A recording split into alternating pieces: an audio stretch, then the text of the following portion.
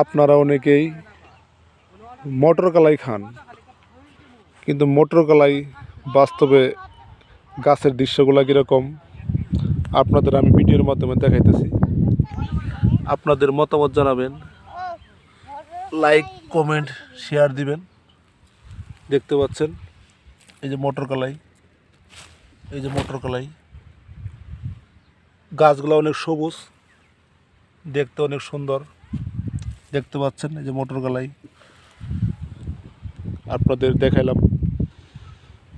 আপনারা কে কে বাস্তবে মটর কলাই গাছ দেখেন নাই কমেন্টে জানাবেন। সবাই ভালো থাকবেন, সুস্থ থাকবেন। এটা একটা আমাদের গ্রামের দৃশ্য। পাশাপাশি